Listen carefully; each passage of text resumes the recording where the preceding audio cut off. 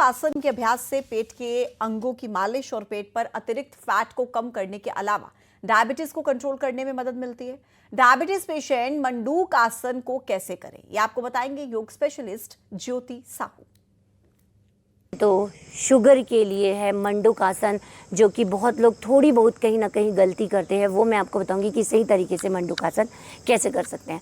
अगर आपके नी में दिक्कत है, घुटने में दिक्कत है, तो आप चेयर में बैठ के भी कर सकते हैं। ज़रूरी नहीं कि आप वज्रासन में बैठें, लेकिन आपका पेट दबना चाहिए। उसके लिए देखिए हम क्या करते हैं, अंगूठे को अंदर करेंगे, मुट्ठी बंद करेंगे।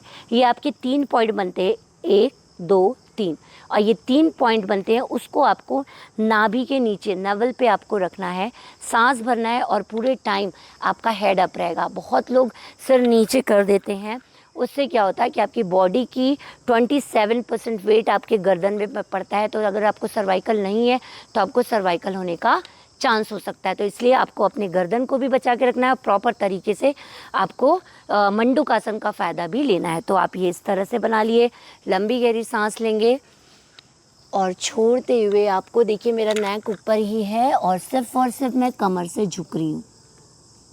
यहाँ पे आप सांस को पूरा छोड़ दीजिए, खाली कर दीजिए। फिर सांस लेते हुए हम वापस आएंगे।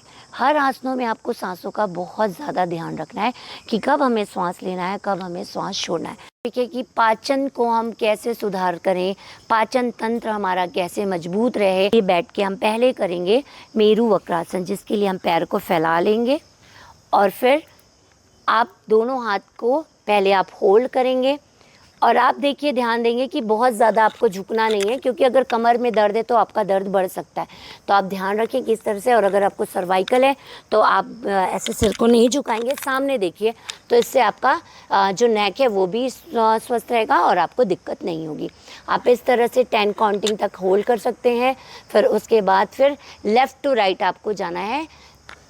1 2 3 4 5। इस तरह से आप ये 20 टाइम तक लेफ़्ट टू राइट कर सकते हैं। फिर आप 10 तक होल्ड कर सकते हैं। जितने भी पेट दबने वाले आसन हैं, ये सब हमारे पाचन तंत्र को मजबूत करने वाले आसन हैं। रोग प्रतिरोधक क्षमता हम अपनी कैसे बढ़ाएं, इसके लिए हम कौन से आसन करें। इम्यूनिटी स्ट्रॉन्ग करने के लिए बेस्ट आसन है त्रिकोण आसन। त्रिकोण आसन के लिए हम करते हैं, ये हमारा समस्थिति रहेगा। हम दोनों पैरों के बीच में हमको 2.5 से 3 फीट की दूरी होनी चाहिए। और हमारा जैसे कि दायां पैर का पंजा दाईं ओर रहेगा। उसके बाद आपका दोनों हाथ सीधे रखेंगे, लंबी गहरी सांस लेंगे और सांसों को छोड़ते हुए हम धीरे धीरे जाएंगे साइड पे। जितनी आपकी, अगर आप यहाँ तक जा रहे हैं तो भी ठीक है, नीचे तक जा रहे हैं तो भी ठीक, और पूरा नीचे जा रहे हैं तो बहुत अच्छा है। और अपने हाथ को ऊपर देखेंगे इस तरह से।